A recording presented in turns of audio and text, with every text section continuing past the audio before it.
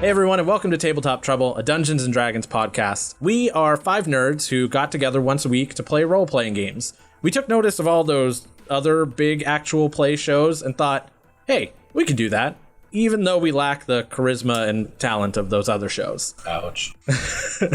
So we thought long and hard and decided, hey, we could still probably try and do that. And thus, Tabletop Trouble was born. Before we get started, let's go around the table and introduce ourselves. I am your Dungeon Master of Ceremonies, Mike. I'm Jace. I'm playing Isaac, a Celestial Warlock human. I'm Allison. I'm playing a Air Genasi Sorcerer Bard named Whizz. I'm Nico. I'm playing Kako, world-famous monster hunting high elf. I'm Kate. I'm playing Sukala, the Swamp Witch.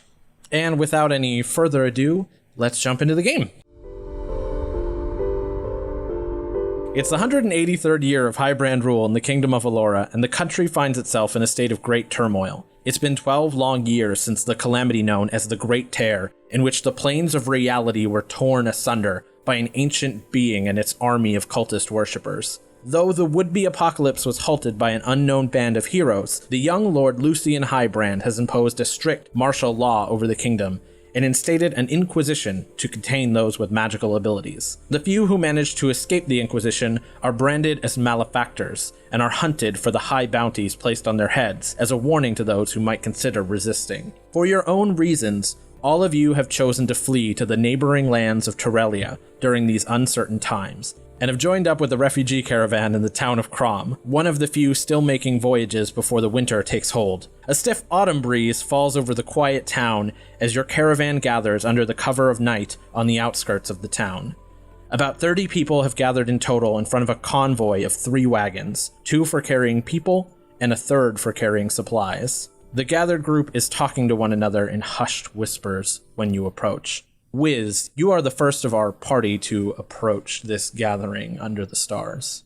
So as Whizz approaches the caravan, he is a very slender man who stands at pretty medium height. He has long flowing hair that spills over his shoulders, kind of like clouds. He wears a long scarf around his head, and he has bright yellow eyes. And he also has like natural white tattoos that cover his neck and feet, and his skin is all light blue all over. What's up, everybody? I got some nice tunes, and I kind of like approach the caravan, just almost lightly levitating as I float over to where everybody is gathering. Yeah, you float kind of in between the crowd that has gathered, playing your instrument as you do, the dulcet tones kind of ringing out through the night as this group talks and kind of quiets as you do. Isaac, you are the second to approach this caravan, and as you do, you can hear the music coming from Whizz's sit-turn as he plays for this crowd. A small gathering has gathered around Whizz to listen to their music, kind of huddled together for warmth as it's kind of a chilly night. Isaac, he approaches the campfire nearby, kind of chilly and ready to warm himself up. Everyone there, they notice this medium height man with shoulder-length sandy brown hair and a mid-sized beard, both of which only seem to be lightly cared for. He also has a set of intricate leather armor that he's wearing with his longsword on his back, and a strange runed bracer on his left arm. You sit around this fire as the music plays and the crowd talks amongst themselves. A worried hesitation washes over the crowd as you get ready to depart, and Kako, you are the last to arrive at this caravan. Kako isn't really paying attention to anything. He's kind of just trotting along, head in his book, almost trips over a couple people. He's a pretty tall, standing, normal-looking dude. High elf, totally bald. Got a nice, dapper little beard and mustache combo, though. And yeah, he kind of just parks himself by the nearest warm spot and keeps reading. You take a seat by the fire as you kind of stroll through the gathering, almost bumping into several people as you bury your nose in this book that you're reading. But eventually you find your way to the fire and take a seat as you wait for your caravan leader to gather everyone on the wagons. And it's only a couple minutes after you arrive, Kako, that a imposing man with a bald head and a great unkempt beard takes a spot in front of the group with several armed mercenaries around him. He's wearing a set of plain mail that's almost hidden under a ragged brown cloak. This imposing man is simply known as Sarge. Whether or not that's his real name is unknown to you. He kind of clears his throat as he takes a strong stance in front of the party. Each of you has chosen to flee the kingdom, and to do that, this is going to be a hard journey. But if you do as I say, we'll make it to the kingdom of Tarelia just fine.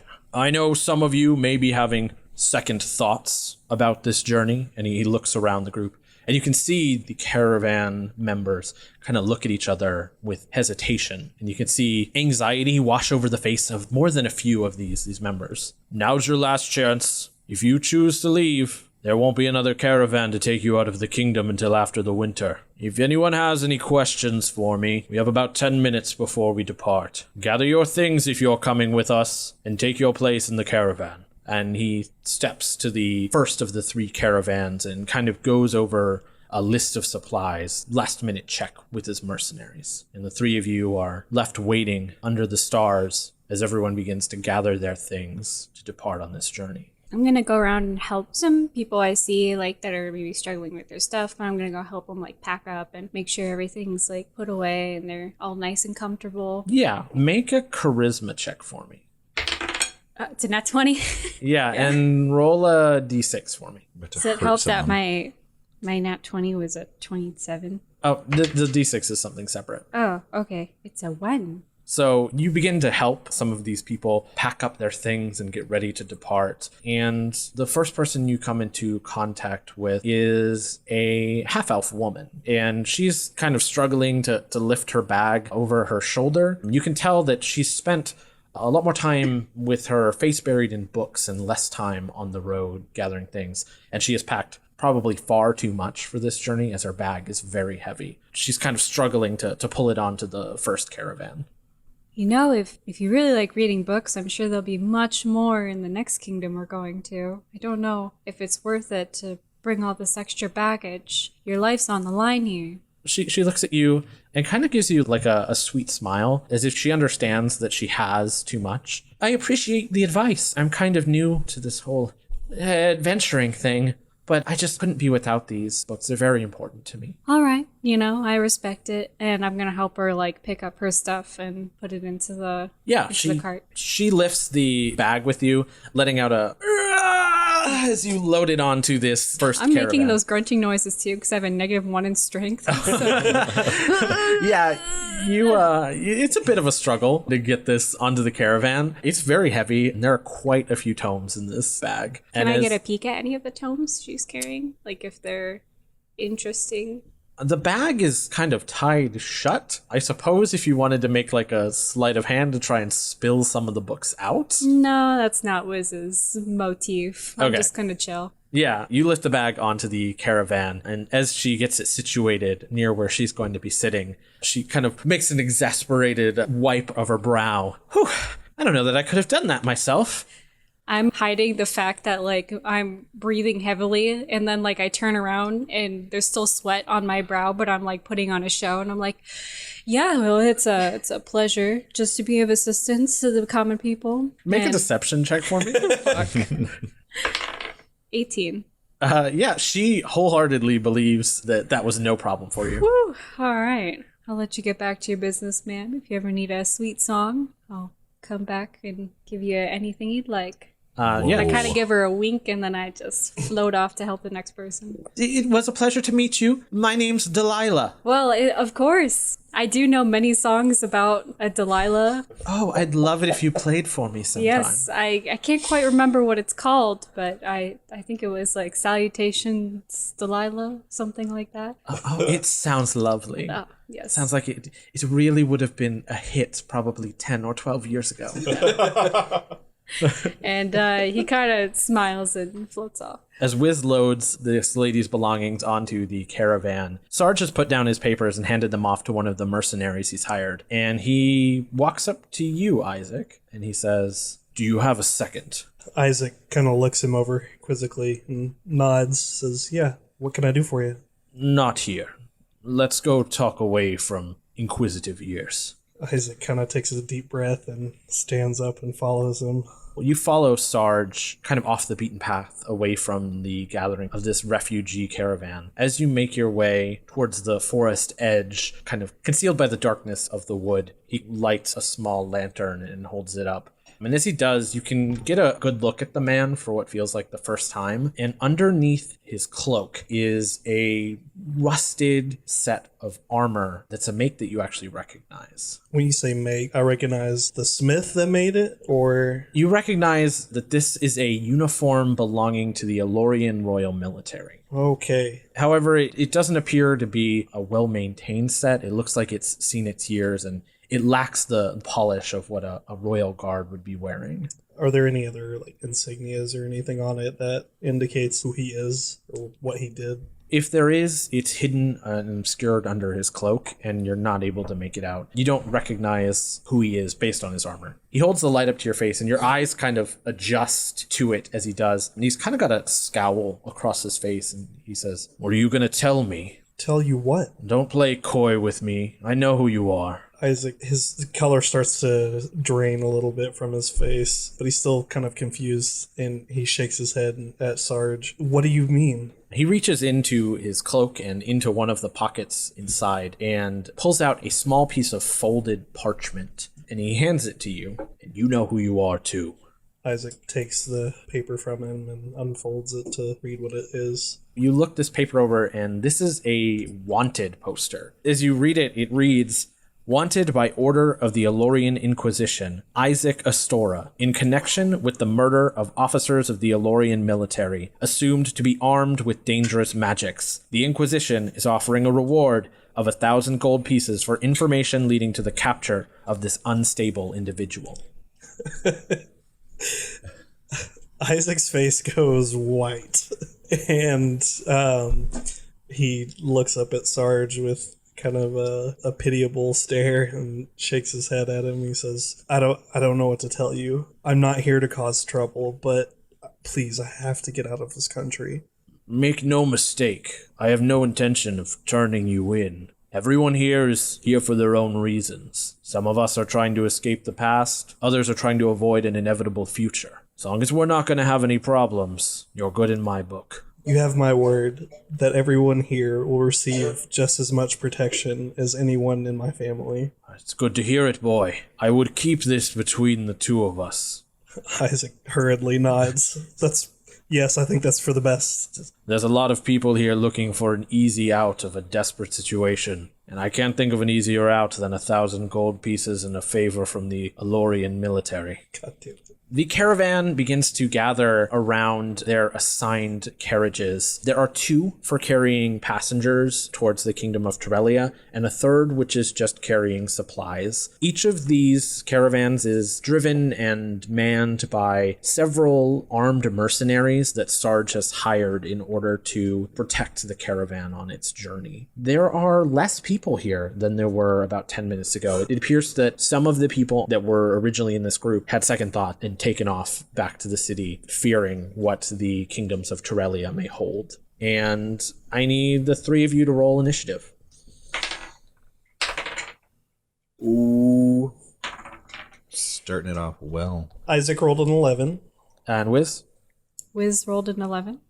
And Kako? I rolled a 6. So Isaac and Whizz, you are assigned to the first caravan. As you guys board this caravan, you can see a couple of familiar faces riding with you. For one, you recognize that Sarge is in this caravan, riding alongside the driver and occasionally taking a seat in the back with the passengers. Whizz, you recognize the half-elf woman that you helped load her things, who you know is named Delilah.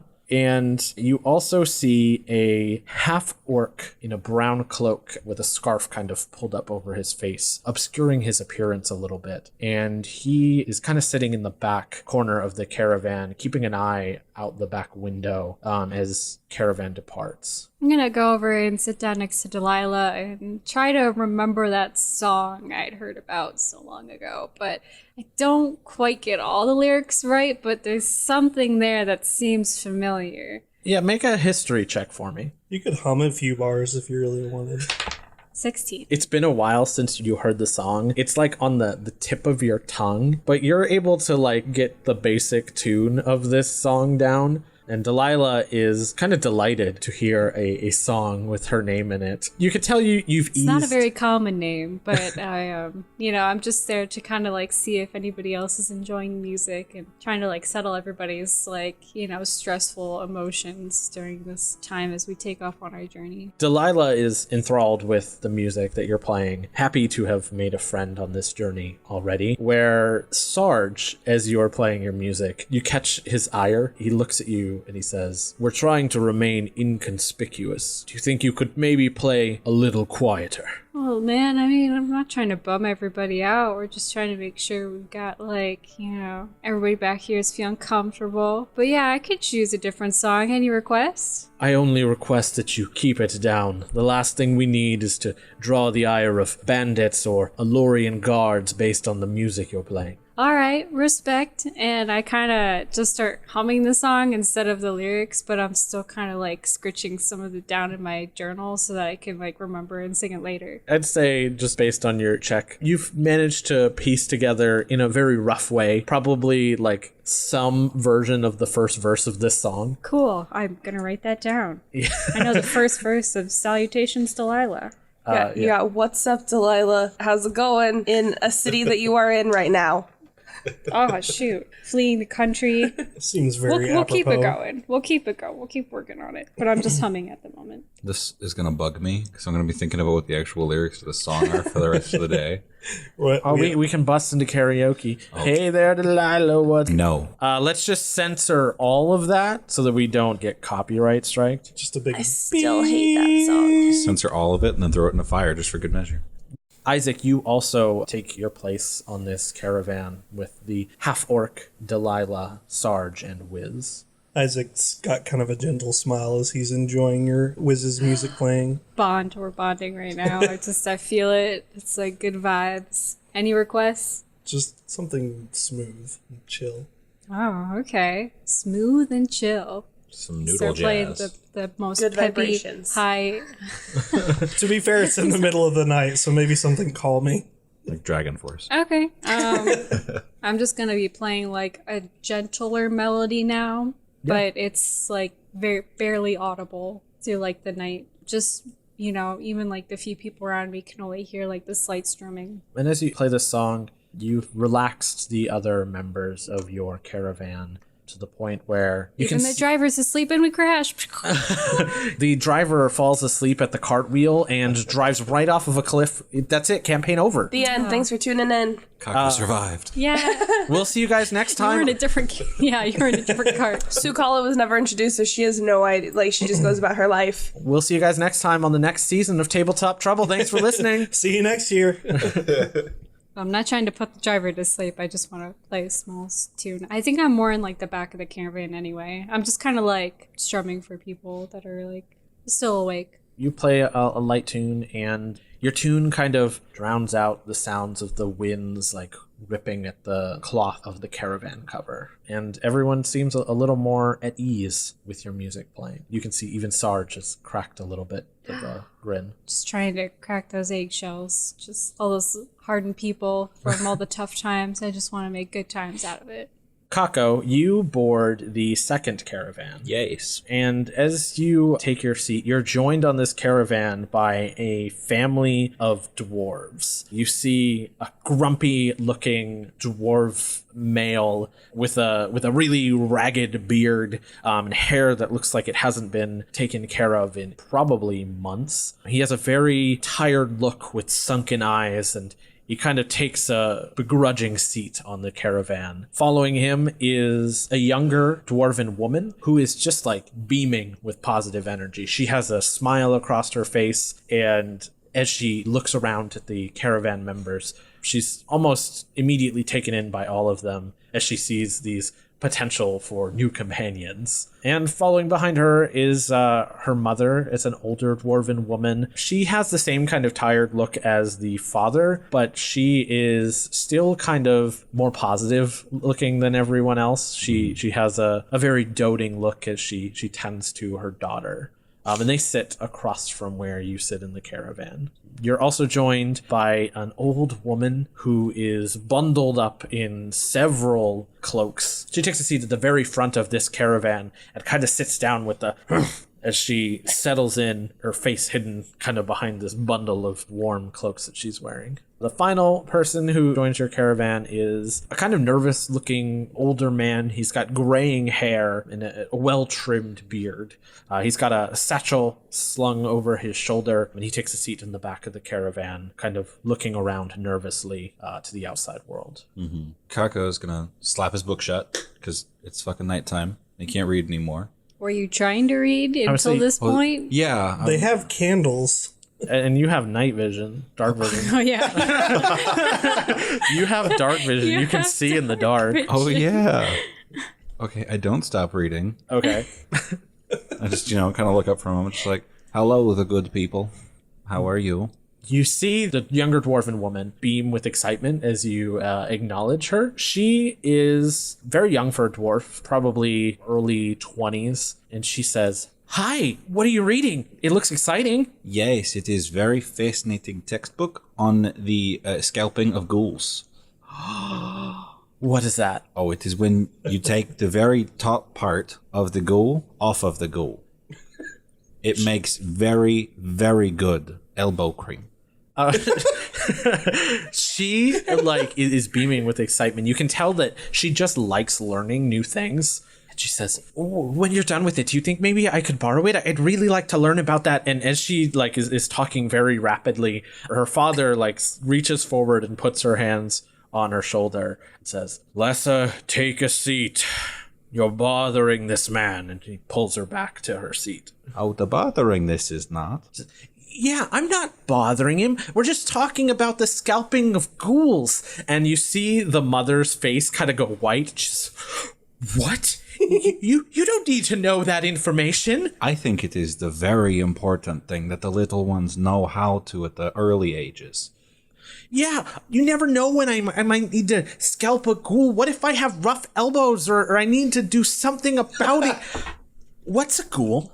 Oh, it's like a person, but not. Also, it is not for the rough elbows. It is when you only have elbow left. Oh, that's way more useful. Yes. I'm really confused. It stops the infectionness, so you do not die from loss of not but elbow. I really need to learn this. Would you like book? I have another one. You have another copy of the Scalping of Ghouls? Yes. So you always keep spare copies of Scalping Spare of Ghouls? copies of everything. I also have everything in triplicate. Is this just a chapter in the book, or is this a book dedicated? Like, how thick is this book? Oh, like 190-page volume. It's one of the series of books on how to use a ghoul. It's a Who wrote this peer-reviewed book? text. Who wrote this book? It might have been my teacher, whatever. So what if I co-wrote this chapter? Fuck off. You can see that Lessa's face is beaming. She holds out her hands as you hand her this book. She says, "I am going to be the best ghoul slayer you've ever met." And she immediately sits down and starts reading her book. Oh, I'm sorry. Do you want the one on the ghoul slaying? I have chapter 1 here too. There's more? Yes. And you see her her kind of hold excitement, and she goes, "Yeah, yes." I'm just going to go ahead and just set my bag down next to me and open it. Okay, hold on. So are you just a self-proclaimed monster hunter who happens to be a writer who's going around peddling his wares? You're in another carriage. So how about you stay in the proverbial lane that you're in? Whoa. You did it. You cracked his character. And no, I'm not an alleged monster hunter. Okay, I do Gilderoy hunt the Lockhart. As you show these books to Lessa, and she kind of begins to flip through them with exuberance, the old woman who's bundled up at the end of the cart looks over at you with kind of a disgust. "Excuse me, some of us are trying to sleep, you know." Oh, I have book on that too. Do you want the book of helping sleep? "Keep your books to yourself. Just keep it down." Like on the floor? "No, you imbecile. Just keep your voices down." Oh, like on the floor? She, like, rubs her brow kind of furiously and lets out a, "Oh, I'm surrounded by idiots. Idiots, I should never have come here." Oh, I think she is the cranky one, tiny lady. "I know a couple people like that who are pretty cranky." Well, now you know one more. "It's my dad. He's very cranky." And he kind of clears his throat, says, "Lessa, keep it down." Be the remembering young one. The parents are first weapon against the ghoul. "I don't know what that means, but I will take it to heart." Okay. I'm not gonna tell her they like to eat older people first. I'd also like to poke the nervous man in the corner and see what he's about. Well, how do you approach him? You just poke him? No, I'm just gonna kind of like scoot. Like he's sitting on the same bench that I am, right? Yeah, he's about like just a little bit down. There's like a couple people between you, but you can like make your way over there. Oh yeah, I'm gonna make my way over there, and I'm just gonna be like, and what is your name? He kind of jumps as you approach him. Says, "Sorry. Do not be frightened. I know I look like the many monsters, but I am elf. It's okay. No, I wasn't. I didn't think you were a monster. I was just That's focused. good because I'm not the monster. I was just focused on the road to make sure that we made it out of here okay. Yes. My name. My name is Chester. It is nice to meet you, the Chester. Likewise, it's nice to meet you too. Sorry, I didn't mean to. I didn't mean to be so rude." Are you Kind of okay? pulls at his collar. He says, I get a little nervous when we're traveling, especially when we're on the run from the Allorian military and our lives are at stake. But no, I'm fine. You're on the run from who? Never forget I said anything. He's really good at this. Well, I do not see the illuminated military anywhere around here. So surely we are okay. He kind of laughs at your illuminated military, and you see like some ease wash over him. He says, "Well, I suppose if they were truly an illuminated military, we'd be able to find them quite well in the dark." Yes, that's what I said. "Thank you. You've helped me quite a bit. I feel a little better now." Well, that is good. Would you like the books too? Books? No, I'm good, really. I go back to make sure the cranky people do not kill the small child's dreams. Yeah, you can see that as you take your seat, that sitting across from you, Lessa is nose deep in that book. She is like reading it as fast as she can. Her mother is trying to put her hands in front of her eyes to try to stop her from reading it.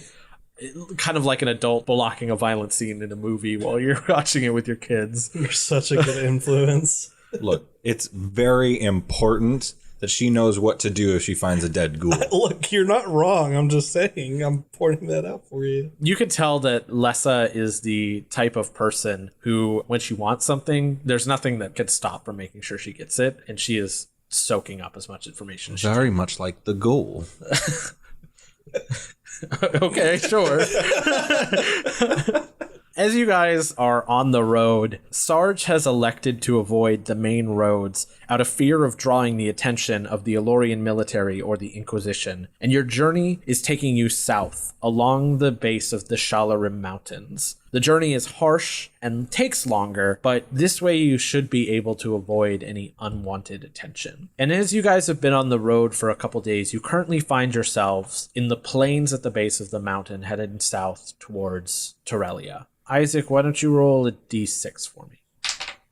6. You are on the road for a couple of days. It's about a little afternoon, about a week into your journey. And as you guys are riding through the plains, you hear a voice yell out from the road, and your caravan comes to an abrupt stop. You see Sarge shoot up from his seat and grab at his weapon, and you can also see the worried passengers around you kind of peek out through the sides of this caravan. But as they look out into the plains, they can't see much. And you see the half-orc kind of also put his hand in his cloak as if he's reaching for a weapon, but whatever he has is concealed.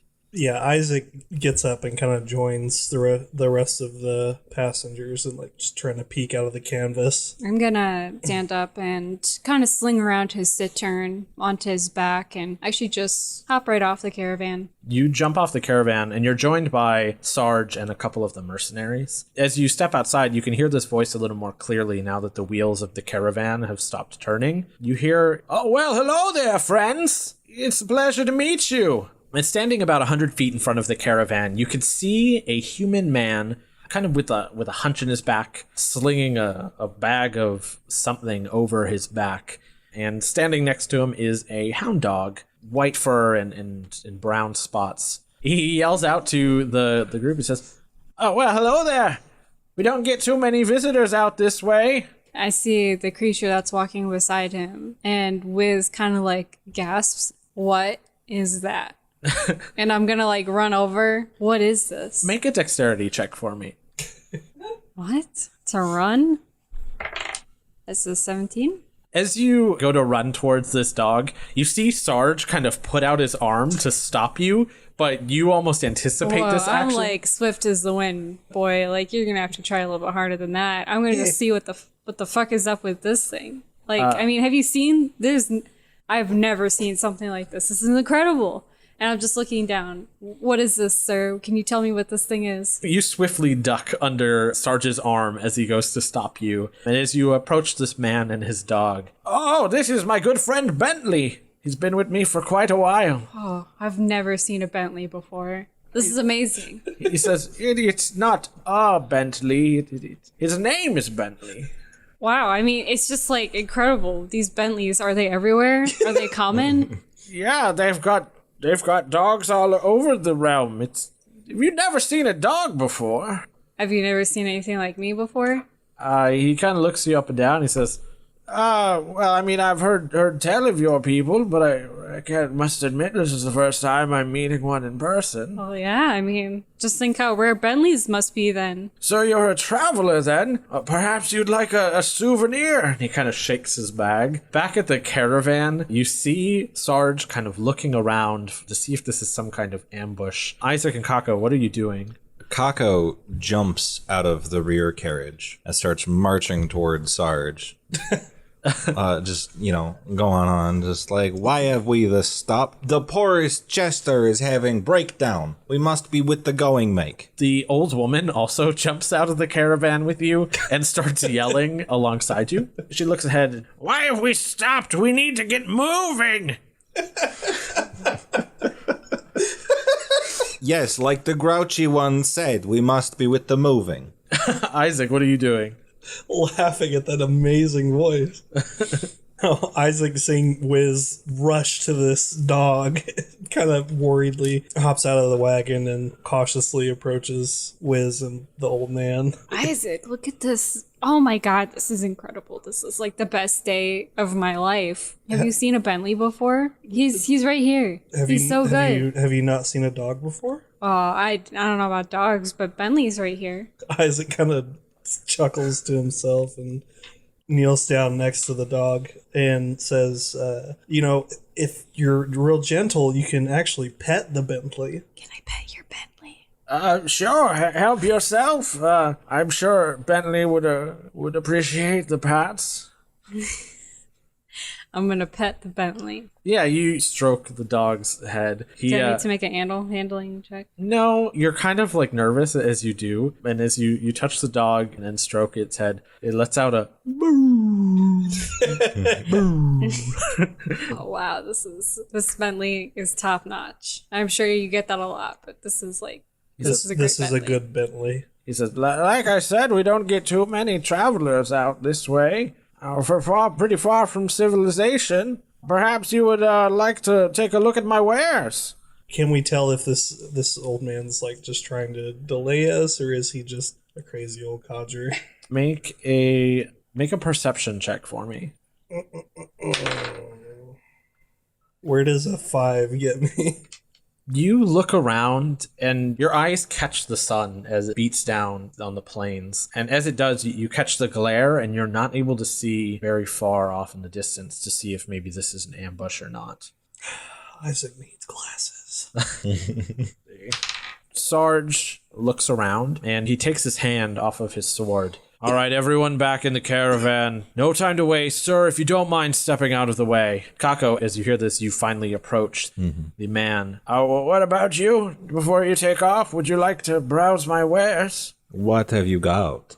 I've got all kinds of stuff. I've quite the haul lately. And he shakes his bag, and you can hear like metal jingling coming from inside it. Show me what I may get for the 5 gold pieces. He says, 5 gold pieces. And he opens his bag as it clatters to the ground as he digs through it. You could hear like, this is a pretty heavy bag full of what appears to be metal. And he rifles through it for a second. Well, let's see. If we go to carry this, carry the one, take one of these, and he pulls out a handful of gold bands.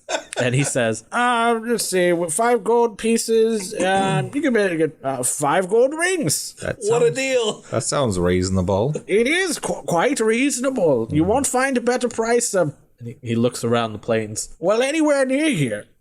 All right. I give him the gold and I take my rings. Yeah, you purchase 5 gold rings from this strange man and his dog. What about the rest of you? Would you like some jewelry? Maybe clothing? Can I do an investigation check to see if there's anything in his bag that looks like... Does it look like suspicious? some good like accessories for me to wear? Make an investigation check.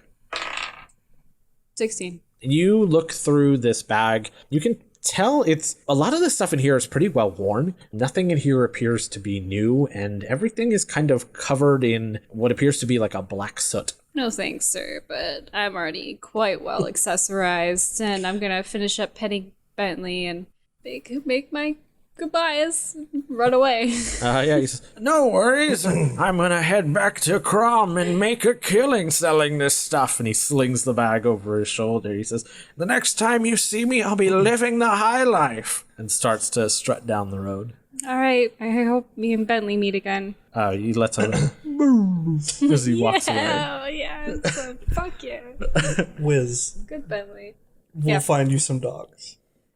I just want Bentley. I don't really care about dogs. You've only seen one dog. What if I told you that there were thousands of Bentleys and they're all different? That's incredible. I mean, I wouldn't believe you, but that's kind of incredible. Well, I mean, once you prove it to me, let's just say I'll owe you 5 gold pieces if there actually is a bunch of Bentleys out of there. Like, you can't really rebut that because if you've never seen a dog before, like, words are not going to do anything at this point. No. So the 3 of you and the rest of the caravan gather back in their respective carts, and you guys begin to head down the road again. I'm going to disperse the rings between the different passengers. I'm going to give one to nervous Jester and one to the happy little girl and the one to the mother and then one to old lady and then one for self. So now you have accomplices. There's no crime, no accomplice. Yeah, so you hand these rings out to the other caravan members. Everyone pretty much happily takes them. Even the grouchy old woman, as soon as you present her like something of value, she kind of snatches it out of your hand just to ensure that you're not going to try and take it back. With her little claws. Yeah. Rat hands. Give it. With the enjoyment. She actually has cursed rat hands. Poke out of her That's why 7, she's so her angry. 7 blankets. She can't grab anything. They're too small. What the fuck? That's why she wears all the blankets. She's actually just a rat. She's just a rat. She's 7 rats in a blanket. Okay, I know we're joking, but I have to... Do I detect anything monstrous about this lady? No. No? Okay. I mean, besides her attitude, no, you don't detect anything Does monstrous. she have an affinity for cheese? No. She's 10 rats in a blanket. Based on this lady's attitude, she probably hates cheese. Everything I knew was a lie.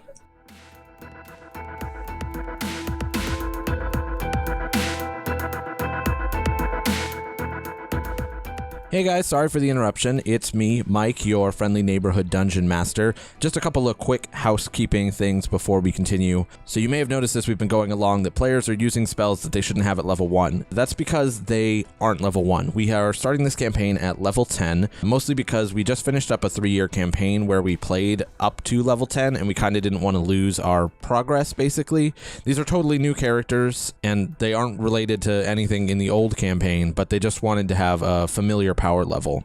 The second thing is I'm not going to hand out EXP at any time during this game. We play with a milestone system, so I'll be awarding levels at the end of story arcs or when it seems fitting in the narrative. That's mostly because we don't like sitting there and calculating EXP numbers at the session. We find it pulls us out of the experience, and we're very much into the role-playing aspect of things, so the number crunching isn't really our focus. The third thing, and I'm sure if there are comments about anything, it's probably going to be about this. Am I railroading my players? Kind of. We've been playing for a long time together, and over the time I've learned what I can put in front of the players and what they will interact with versus just throwing out things that they're not going to pay attention to. It's just something that comes with having run a game for these guys for so long, and we typically, and they understand this, and this is the social contract that we have, when we start a new storyline, we tend to be on rails for a little bit until we get to where the story will unfold, and then once we get there, I tend to let them loose. While it might seem like I'm railroading them now, just give us a little bit of time. When we get to our destination, things will open up a lot more. And finally, I want to talk about the people who made today's show possible, and that is listeners like you. We don't pay for advertising for this show, and beyond our small Twitter followers that we each have,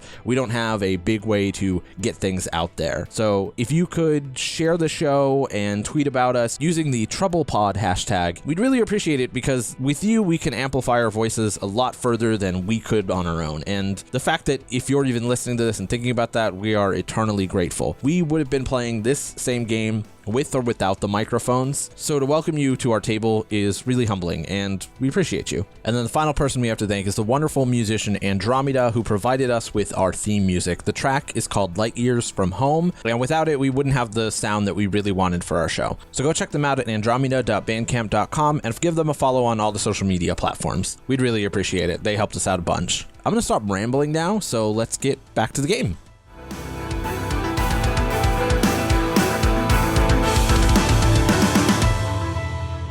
You guys are heading down the road again. As you make it about another day into your journey, you eventually come to a stop again. This time it's not as abrupt as before, but you hear the main driver of the caravan yell back, Sarge, you might want to see this. And Sarge kind of lets out a groan. He says, I'll be right there.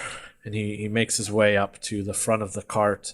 What the hell is that? I leave the cart and go and see what the hell that is. Yeah, Isaac gets up curious about what's got Sarge riled. As Isaac and Kako step out, you see what appeared to be a small encampment not far off of the road you guys are on. However, it is smoldering. There's still smoke pouring above this encampment, and you can see charred bodies kind of strewn about the camp as you make your way in. Well, gross.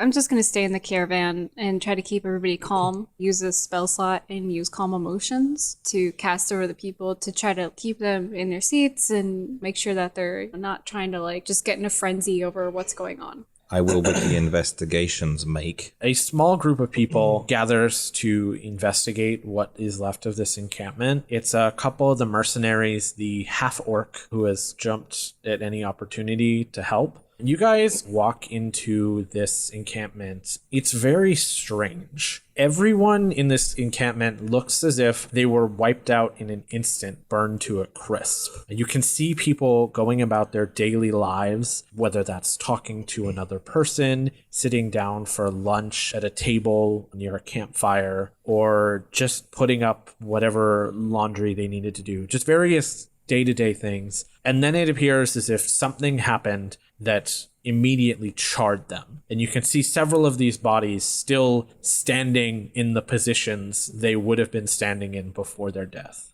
Well, people tend to run from the dragons. That seems unlikely. Is there any clues about what caused this that we can investigate? Why don't both of you make an investigation check for me? It's a 9, Chief. 22. Kako, you don't see much more other than what I described. You can see generally where the explosion started from the center of town, but you're able to determine exactly where it came from, Isaac. As you trace the blast point back to the very center of this encampment, you can see what appears to be a small child clutching at their face, but they are like totally charred, as if they were the center point of a massive explosion that bursts out from them. I feel like an Arcana check is wasted on this because it seems purely magical, but do I discern anything about like maybe the type of magic that caused it, or is it indeed magical? I guess I should just... You don't need to make a check in order to do this. As you hold your hands just over this statue of this child, it's like almost radiating a heat off of it. Bizarre. I poke it. You walk up to the statue of this child Why? and just ram your finger into the charred remains of this body. As you do, it almost immediately falls, as if What the fuck? nothing was holding it together still. And laying in its ashen remains, you can see a clear gemstone that's got what appears to be glowing embers in the center of it. Hey, what the fuck? Isaac smacks you in your chest. What the hell are you doing? Yeah, I'm in the caravan, but like you can hear a distant what the fuck. Like, what the fuck? Sorry, ma'am, your lane is all the way over there. Go stay in it. What the fuck? Hello? Also, no, the kid was clearly already dead. So you poke his corpse? Yes. Gotta palpitate, things. You ever heard of the one poke test? You poke once. Don't encourage him. As I was training to be a medical professional, okay? As you are gathered around this pile of ashes, two of the mercenaries and the half-orc have made their way over to your location. And the half-orc kind of looks at you and he says, "What the hell happened here?" It appears that this child killed everyone, and so I broke him. Excuse me, you did what? I did nothing, okay? No. Don't believe anything he would lead you to be believing. You heard him right. He broke him. I touched shoulder, and the body fell apart. Look, a magic rune stone. His attention turns to this gemstone in the center of it. It's just that easy. And he says, "Is this what caused it then?" Most likely. And he goes to reach out and grab it. I stop him, grab his wrist. I'm like, wait, there must be the carefulness about these things. You're right, I don't know what came over me. I lick my finger I and swear then to poke God. it. Yeah, make a Constitution saving throw for me. It's a 17. So as you go and touch this, you can see that smoldering flame get a little more erratic as you get closer to it. And just by getting near it, you can feel your fingertips begin to burn a little bit. Just as I hypothesized, it is the hot. Just as you hypothesized, it was a good idea to touch the thing that's probably a bomb. No, I believed it was hot and I was correct. Okay. Isaac kind of pushes you back. Just stop. You're right, I will go investigate another thing. Don't touch any more people. I walk off to go sift through a burnt hut. God damn it. Okay. Isaac reaches into his alchemy kit and grabs a pair of forceps and a glass vial. This would fit in a vial, right? Maybe like a large bottle, yeah. And reaches out to grab it to stick it in this. It doesn't react when you touch it with your forceps, and as you drop it into the bottle and seal the bottle shut, the embers kind of smolder within this gemstone. Do I feel heat from the bottle? No, it's almost as if this bottle is stopping some kind of reaction from happening. The half-orc who you've been traveling with looks it over and says, "Do you think it's safe to take that with us?" I think it's safer to know what it actually is. He stops and thinks for a second, and he kind of nods in agreement. "Well, let's just make sure we keep it safe then." Isaac tucks it away in his alchemy pouch and pats it, says, "I'll keep it safe." "If you ever feel the need to entrust it to somebody, I'm your man." He holds out his hand. "My name's Sen." Isaac reaches out to shake his hand and introduces himself. Does he seem trustworthy? Yeah, make an insight check. Okay. 11? Yeah, just by looking him over, you can tell that he's shown nothing but concern every time you've been in a situation that might call for it. I mean, he's very protective of those around him. So he appears to be being truthful with you. Yeah, Isaac kind of lets down his guard a bit and shakes his hand a little bit more vigorously. Kako, you are in the hut, rifling around in the ashes of whatever is left in this town. With a stick to be safe in case of the bombness. We're learning. Make an investigation check for me. It is the 17. You look over these corpses, and as you take a look at them, you can see they've been rifled through already. Someone has been here before you, and in fact, most of any possessions of value seem to have been being taken. You could see the charred remains of hands with fingers broken off, where maybe wedding bands could have possibly been, amulets ripped off of charred necks, and just jewelry boxes rifled through. I want to take out. I take off my ring and drop it. Good enough. You drop this ring into the ash, and it kind of disappears into the ashes around you. I rejoin Isaac. The man with the Bentley perhaps was not very the trustworthiness. What makes you say that? No reason. I just was thinking about it, you know. Isaac kind of nods in agreement with you. It's like, yeah, he Yeah. did seem kind of, I don't know. He didn't seem very trustworthy. Yeah. Yes, this place is the dirtiness, and we should be gone from here. Whizz, back in the caravan, you can see everyone is waiting, and they're getting a little nervous. Can you read the spell description for me? You attempt to suppress strong emotions in a group of people. Each one humanoid in a 20-foot radius sphere, centered on a point you choose within range, must make a charisma saving throw. A creature can choose to fail the throw if it wishes, not witches. If a creature fails its saving throw, choose one of the following two effects. It's kind of just like a enchantment of sorts. I'm just trying to like make people settle down so they're not like frenzied. I'm going to say that most of these people are just going to choose to fail the save and just let your song kind of wash over them as they restlessly sit in the cart. But Chester is going to roll because he's a very nervous person. He fails as well to save against your spell and is enthralled by your magic. And then the old woman also fails, and you can see her face kind of relax a little bit as she stands outside the caravan waiting to see the rest of the group come back. You finally feeling the vibe? Finally just getting into it, man. You know, just let it all take over, you know? She kind of rocks back and forth slowly to your tune as it washes over her. I'm singing about an old witch that was 10 rats in a cloak. And how she was killed by a hero that came and stopped her. Strangely, she finds this song relaxing. She Does it make her feel nostalgic? No, not necessarily nostalgic, but it's almost as if she's uncontrollably comforted by this. As if she were actually listening to the words instead of being enthralled by the spell. She might actually be upset, but you can. But she has nothing to be upset about unless she's 10 rats in a cloak. You crossed the wires. She kind of relaxes. She leans against the caravan, and she kind of mumbles under her breath. She says, "This feels nice. Not to worry." Yeah, you know, I mean, you just kind of freaking everybody out the whole time we've been riding, but, you know, it's fine. You know, we'll just finally, like, get into the vibe of it. Everybody's settling down. Everything's gonna be okay. Ignore the ash in the air. Just don't breathe in too much. Put, like, a cloth over your face. I don't mean to be so grouchy. I know, man. We all try to, like, get in the mood. It's just been so hard, having been chased from town to town. Why were you chased from town to town? Did it involve rats?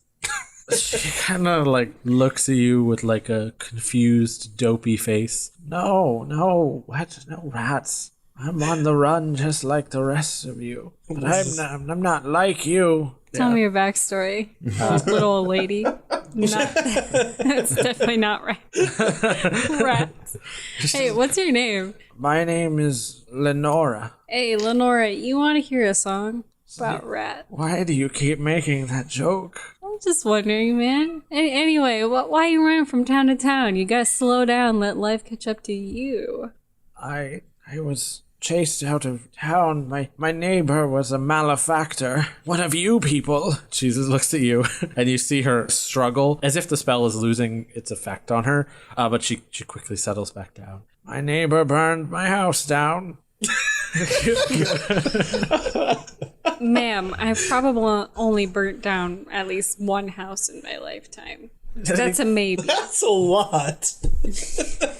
He was so excited to show me this new trick. He came over and blew the whole place up. The whole town blamed me for it because I'm old and cranky. If only you weren't old and cranky all the time, they wouldn't have thought that. Why don't you turn that frown upside down? Yes, perhaps I shall try to be more friendly. That's right, yeah. We'll work on that together. Can't fucking deal with this shit. All right, starting right now, I will try to be more friendly. And she forces a smile, but you can tell she's having trouble with it. She hasn't smiled in a while. Well, not just because she's entranced, but just because she hasn't smiled in a while. No. Her muscles don't work. And she kind of gives like a stiff grin that's very uncomfortable. Just like, All right, am I doing it? Do I look happy? we'll work on it. Okay, I'm gonna go sit down now. Yeah, you do that. I'm gonna go check on the other people and make sure they're doing okay. You go and check on the rest of the group, and everyone seems to be doing just fine. And by the time you finish up with Lenora, the rest of the party has reassembled back at the caravan. Sarge says to Isaac and Kako, he says, "Whatever happened here is real tragic. Yes. I'm afraid there's not much we can do. We need to move on." As quickly as possible, yes. Everyone loads back onto the caravan and you guys begin to continue your journey. A couple more days go by, and at this point you've made it to a small forest just beyond the plains leading towards the kingdom of Tarelia. Late one night, you hear sounds of skittering and scraping against your caravan. Whizz, I need you to roll a d6. It was a 3. You peek out through the curtains into the darkness around you. You could hear like a chittering coming from the forest area near your caravan. Can I investigate to see if I can see it? Yeah, go ahead. Oh, it was a 13. You're looking out into the darkness, and as the caravan travels, you can see something in the distance catches the reflection of the lanterns that line your caravan, and you can see the light bouncing back at you. I'm gonna go over to Isaac and kind of like shake him awake. Do you see anything? Man, sorry, I didn't mean to wake you. You all right? Yeah. What's right, going on? Cool. Well, there's just like some weird chittering outside, and there's like some rustling in the trees. I just want you to make sure that like I'm not going crazy. 'Cause, like, just Isaac don't wanna. kind of groggily like peeks out of the canvas and looks around. He doesn't have dark vision or anything, so. But as you pull the curtain open to take a look out, you can see, as you peek out into the darkness, sets of eyes peeking through the dark, the lantern lights bouncing off of these eyes that stare at you. There's an uncountable amount of eyes. Are there like rocks or anything in this wagon, or like a ball or something like that? A potato, yeah. There's probably like a loose spud rolling around. there's probably that I like can pick up and toss it into the brush. There's no potatoes.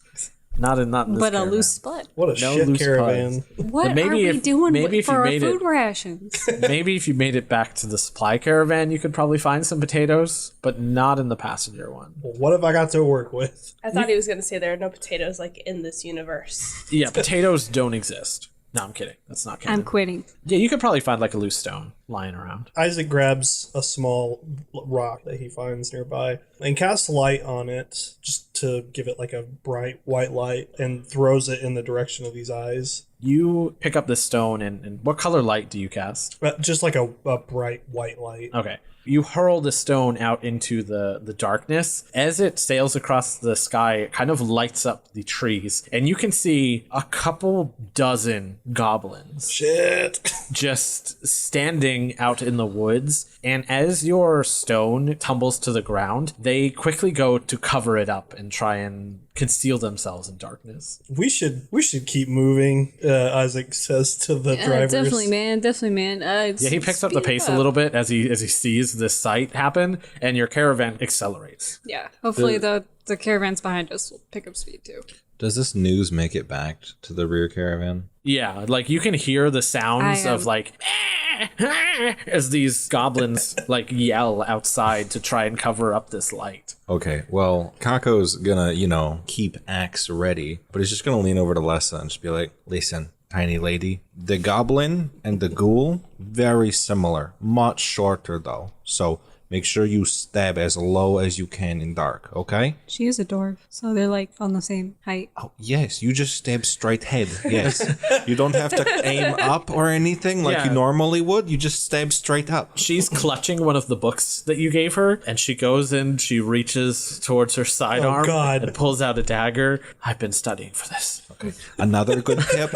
Oh, God. Goblins have the biggest ears you ever seen. Hit one with book, he will be very pained, and then stab. But I don't want to ruin the book. Oh, no, he's fine. I have more books. That's why I made hardcover. So you did make them. I am valued co-author, okay? Okay, hit with book, slice scalp off. Got it. Hit ear with book. If you hit anywhere else, it'll just make it frustrated. Okay, I got it. And it tastes horrible if it's frustrated. And you can see Lessa's mother. Please just sit down, Lessa. Please don't. Just let them handle it. It's going to be okay. Then her father is kind of just like snoring, not having woken up at all. And you can hear him grumbling in his sleep. Everything will be fine, but just in case. I'll throw another light enchanted rock. You toss another light into the woods, and just as before, they kind of move away from the light, but they're not getting close to the caravan. They're just keeping their distance and just watching you as they cover this light and watching you guys go through the woods. The rest of the night passes without incident. You guys eventually leave the goblins behind you, and in the morning, you guys are traveling through the woods undisturbed. A low fog has settled in the valleys between the mountains where you're traveling, and the stiff autumn air has made it difficult to travel. Each morning, the caravan cloths are covered in frost from the night before, and people have started to become sick just from being in the cold for so long. I need everyone to make Constitution saving throws. Whizz gets a 23. What do you get, Kako? A 2. Okay, and Isaac? It's still better than you. It's a 4. Kako and Isaac, both of you have started to come down with an illness, and it has started to spread through the caravan as a heavy cough and a fever. So as you guys are traveling, this thick mucusy cough has started to spread, and both of you have caught it. Gross. I'm gonna use Lesser Restoration on Kako and Isaac. Lesser Restoration is a sec level abjuration. It's instantaneous. I touch a creature and can end either one disease or one condition inflicting it. The condition can be blinded, deafened, paralyzed, or poisoned. But I'm going to end his disease as of right now. However, if you do that, because you guys are traveling through the rough, there's no rests between each week. So you'd be using 2 spell slots to do that. So pick your favorite now. Actually, The decision has been made. yeah, I'm gonna do it. 2 Lesser Restoration. Yeah, you cast 2 of these spells to cure your companions of their disease. You Come kind in, of get friends. Come on, group hug. Group. Oh, this is nice. Okay. you kind of get concerned looks from everyone else as they're having to deal with their ills on their own. Oof. I'm chaotic good, not, like... Look, we have the limited magic, and I can do the killingness. The caravan kind of looks at you, and Delilah stands up and comes to you. She's like, we understand that magic is hard to use right now. We get it. Yeah. It goes without saying. Okay, cool. I'll do what I can to try and whip something up to help them. There's a lovely dwarf woman in the back who's an herbalist. She's been whipping together some poultices to try and help as well. What a saint. I'm gonna go back and talk to her and, give her a good old thumbs up. Make sure she's got everything she needs. As you travel to the back caravan, the dwarven woman who you recognize as Lessa's mother, she's working hard on a poultice, grinding up herbs and spices and mixing them together, and you can see her wipe sweat from her brow as you approach her. Oh, I'm just doing the Lord's work. Would I be able to make something that would help soothe some of the people with some of my alchemy kit? I'm missing some ingredients, but maybe we can find something on the way. But at the moment, I think I've made what I can to help. Isaac nods and stands up. If there's anything that you need, anything I can do at all to help, just let me know. Oh, you are a blessing, child. I'll do what I can to help, and if I need anything, I'll come and grab you. He nods and kind of goes around and channels some of his healing light into what people he can to help just kind of ease the pain. Yeah, you go around and you help some of these people, and they're thankful as they feel a little bit better, but this illness is still beginning to spread through the caravan. You were going to go all barred on the Jesus lady. Now you're regretting it. What does that even mean? Huh? I wasn't trying to fuck her, if that's what you're trying to insinuate. Okay, my bad. Kako, go and roll a d6 for me. Okay. It's 3. You guys are on about the 2.5 week into your journey, and you guys have started to approach the border. You're currently right outside of an uncontested area between the kingdoms known as the Pale Reek, a poisonous swamp that infests and overtakes the region. Not many people have chosen to settle in the swamp due to the poisonous nature and the difficulty of having a life there. Is it so called because it reeks? No. No. It's just called the Pale Reek. That's Jeez. disappointing. That hurts me. It does smell bad, though. It's not a great smell. And as you guys approach the border of the swamp, the caravan comes to a stop outside of the border, and you hear Sarge yell back. He says, "Hey, I think we have people up ahead. Whoever's armed, prepare yourselves." I'm coming. Yeah, Kako, you jump off the caravan, and you see Sarge and the mercenaries have slowly begin to walk forward. And as you jump out, Lessa jumps out next to you, her dagger in her hand and her book in the other one, taking the teachings you have given her and putting them to effect. And you hear her mother yell, No, Lessa, you stay. And she's like, "I got this, Mom. I've been studying." I will make sure your daughter does not get eaten. Thank you. Yeah, no ghouls are gonna get me. I know all their weaknesses. Well, all of the ones in this chapter. I haven't read the next ones yet. I will give you the next book tonight if you don't get eaten. You're such a good role model. Look, he's trying his best to prepare this chick for the cruelties and the monstrosities in this world, all right? I mean, I'm not the one who put all these I'm not the one who put all these creatures on this planet. That's Mike's fault, all right? I'm sorry, this is a harsh and dangerous world. Like, Exactly. in character, Isaac, like, appreciates where you're coming from, but at the same time, it's like, could you not do it like that? Better this way than the way I was taught. What are you doing, Isaac and Whizz? Whizz is going to see Kako heading forth with Lessa and is going to also join them. Isaac, hearing Sarge's call to action, kind of steels himself and hops out of the wagon and goes to cautiously approach these figures. You guys head towards the edge of the swamp where these figures are staring at the caravan, standing rather menacingly off in the distance. And as you make your way forward, these figures look at you unmoving. I swing my cittern around and play a couple strums into the woods and see if there's any motion. You make your way towards these silhouettes and play your music, but they don't react. They just stand motionless on the edge of the swamp. Well, either they're like sleeping standing up, or, I mean, I've never seen people that don't like music, except for the rat lady. I don't know what her deal is. This whole way down, I'm just giving Lessa like a dissertation on the different kinds of ghouls that there are. She's taking notes in like the back of the book you gave her and just writing down like everything you tell her and taking it very seriously. You guys are about 50 feet away from these figures, and they're lightly obscured by the fog, but also by the darkness of the trees that overtake the swamp as you make your way towards it. Isaac is just going to kind of sidestep and get so that he's not approaching them head on. Just cautiously get closer to him to try to make out more detail.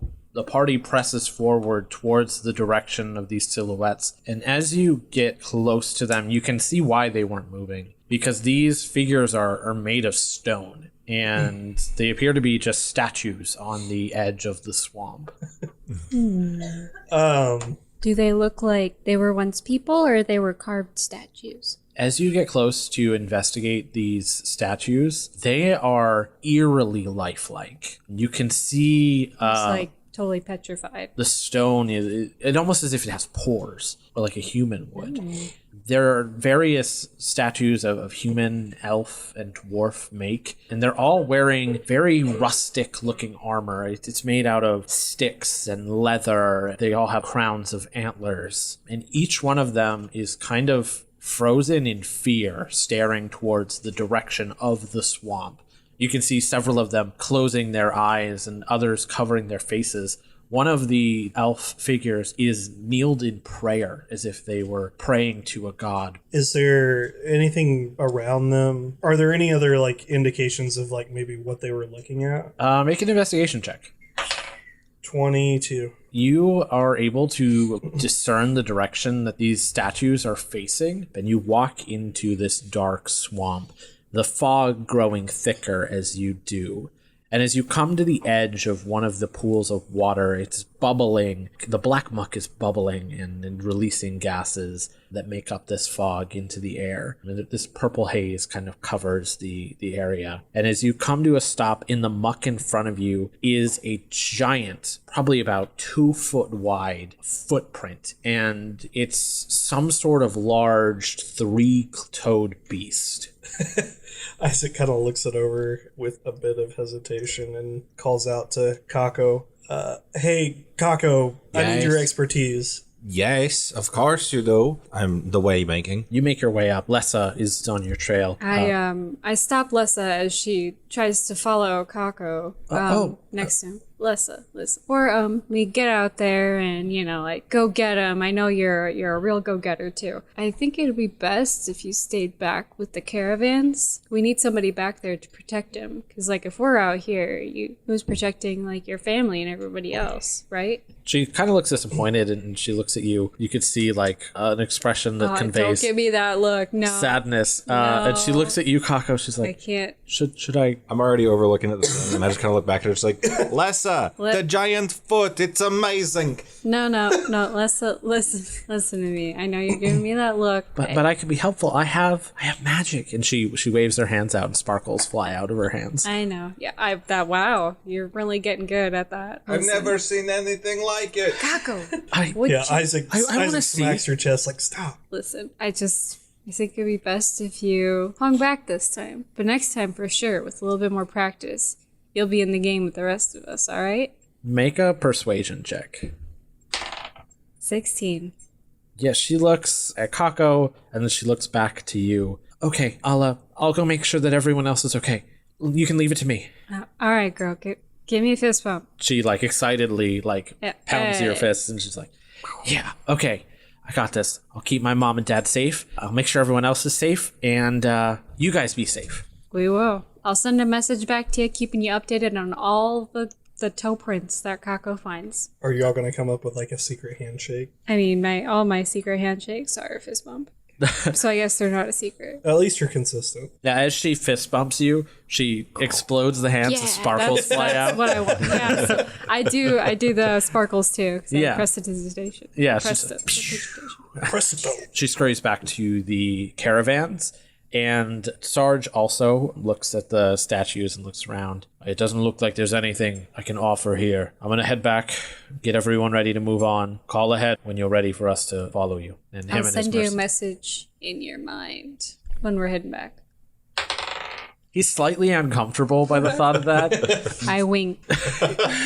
He's more uncomfortable by the thought of that, and him and his mercenaries head back, leaving you guys alone at the swamp's edge. One day I'll find somebody who's uncomfortable by that, and then I'll marry them. One day, 3,000 years from now. In the year 3, it's the Jonas Brothers. Is that your character's life goal? Just to find somebody that appreciates has no issue with you communicating telepathically? I mean, it would be nice. We are fleeing the country for being magic users, so yeah. I just like fair. the Jonas Brothers deep cut you got there. Yeah, really thank appreciate you. it. I mean, The song is dumb as hell, but it's so dumb. yeah, definitely Your great know all the words and had all great granddaughter. She's doing fine. She's doing fine. Kako, as you are looking around and investigating this footprint, it does not belong to any creature that you have seen before. It's a very strange, large, 3-toed footprint that's very symmetrical in make. And as you look around, off in the distance, you can see what appears to be a black puddle of sludge that's about 6 feet long. Some distance away from the statues, but also equidistant away from this footprint. Could I perhaps use my primeval awareness to see if there is one of a range of creatures? Expend 1 ranger spell slot for your awareness on the region around you for 1 minute per level. You can sense whether the following types of creatures are present within 1 mile of you: aberrations, celestials, dragons, elementals, fae, fiends, and or the undead. You get a false positive from Whizz, who is a member of the Fae. You also sense that there are undead and aberrations in the area. So, there are the creepy things in the Desimfe. So, perhaps the carefulness. Also, are you a cleric? No. Oh. Do you do the cleric-y things? Kinda. Can we? Let's not talk about this right now. I don't know the intricacies of the bothering of the god peoples. So if you know how to mess with undead things, or if one of Okay, that question I can answer. No. okay, do you know if the other peoples know how to mess with the undead things? As far as you guys know, there are no clerics in the caravan. So, fuck. I can play him a nice song. Isaac. We can play them nice music. Too bad their ears are rotted and do not work. And I can, like, summon a storm. You want that? That might be helpful. Yeah. Oh, okay. Cool. Yeah. Okay. You got a footprint, stone statue people, and a puddle of sludge. Isaac looks with interest at this black sludge. I want to take like a sample of it. I get out a vial and I reach down to just kind of scoop up some of it. You walk over to this black sludge, and it's a fairly big puddle of sludge that really has no point being here. While this is a swamp, it stands out almost like a slime that doesn't belong here. As you look at this puddle of slime, you go to take a small sample of it to try and determine what it is. And as you move your hand close to it, you see something leap out of this slime, and I need you to make a dexterity saving throw. God damn it. 3? Yeah. So this slime reaches out and it grabs onto your index finger and your thumb, and it squeezes for a second, and then it goes limp, and like the slime falls back into the puddle, and you can feel like a tingling sensation left on your hands. They're almost like numb. Okay. We're not gonna do that again. Are there like sticks or something nearby? Yeah, you're in basically a forest swamp. So could I like fashion, just basically like attach this vial to the end of a stick so I don't have to reach out to touch it? I could say you could take about 2 minutes to fashion something like that. Okay. You fashion basically a way to get some of this sludge out without touching it. And as your vial disappears beneath the black, inky abyss of this sludge, you pull back up, and it's almost like it's caught on something. I didn't know I was going fishing. I pull a little harder. You pull, and the whatever this is really stuck in there. And as you yank it up, you see like the sludge bubble, and attached to the end of your stick, stuck to the twine, is what appears to be like half of a humanoid jawbone. Okay. I take the vial and plug it and kind of shake the jawbone off the stick. You shake it off, and it falls to the ground and just kind of sits there for a second. And as it sits in the ground, you can see it kind of dissolve into more sludge. Okay. Does this sludge react now that it's in a vial, like when I'm touching it? Nope, nothing happens as you touch it. Whatever is in here appears to be dormant while it's in this vial. Okay. With the findings did you make? Don't touch it. You said not to poke anything anymore, so I'm not poking things. Did Okay, you poke it? Good. No, I did not. It poked me. Are you okay? I'll look over my hand one more time. Besides the numbness, you don't notice anything strange about your hand. Yeah, I think I'm okay. The Whizz man, I think he is being the hypocrite. He told me not to poke things, but then went and got poked by something. Hey, man. Okay, listen. Let's just, like, all be friends here for a second. We can all poke one thing per day now. How about that? Let's compromise. But But I didn't poke something. It poked me. Well, yes. So, okay, the sludge got a poke turn. If you want to poke something, Isaac, you can poke something now, too. Okay. I'm not going to argue. Is the sludge in... I boop your nose. Poke. Isaac kind of giggles. See, it's not so bad once we get used to the poking, all right? Isaac's also kind of flustered that, like, you're pushing his buttons, so he just gets up Literally. and walks off. Was that Whizz's poke turn? Ah, damn it, I used my one per day. Wasted. Back to the caravan, yes. Yeah, let's return. Let's go back. I'm going to send a message to Sarge and let him know. Whoa, wait. Oh. Okay, I haven't even got my message through yet. I'm casting message, which is a cantrip. Can you guess what it does, viewers? Message, transmutation cantrip. You point your finger toward a creature within range and whisper a message. The target, and only the target, can hear the message and reply in a whisper that only I can hear. You can cast this spell through solid objects if you are familiar with the target and know it is beyond a barrier. Magical silence, 1 foot of stone, 1 inch of common metal, a thin sheet of lead, and 3 feet of wood blocks the spell. The spell doesn't have to follow a straight line and can travel freely around corners or through openings. So it's like magical can on a string. You cast message and tap into the mind of Sarge. Hey Sarge, it's your boy, Whizz. What? I told you this was gonna happen. To enter your mind for a second, I'm just letting you know we're coming back to the caravan and we're okay, and after that we can shove off and be on our way. Oh, okay. 10-4. Oh, this is so weird. Just come back. Oh, Over and out. all right. I didn't realize we had trucker talk in this century.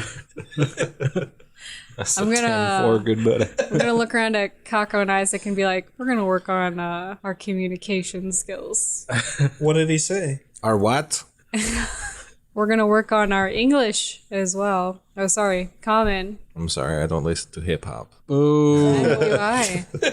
Oof. But I could. Do you want me to play that? No. So you guys make your way back to the caravan, and it begins to depart, heading into the Pale Reek. You guys are about halfway through your journey through the Reek, at about the 3-week mark in your journey. It's been a long, hard journey, especially this last leg through the swamp. The members of your caravan have started to tire, and the sickness that has affected your camp has begun to spread further and affect more people. Your horses have fared no better, and after several hours of pulling the caravans through the thick, sticky mud of the swamp, they come to a stop. Sarge finds a piece of dry land to address the group, and he begins to speak to everyone. Look, I'd hate to admit this, but we're not going to get any further unless we let the horses rest for the night. I know this isn't anyone's idea of comfort, but another day on the road and we'll find warm beds yet. Let's set up camp and try and find some food and water. Gather whatever strength we have left and hold out for the night. Okay.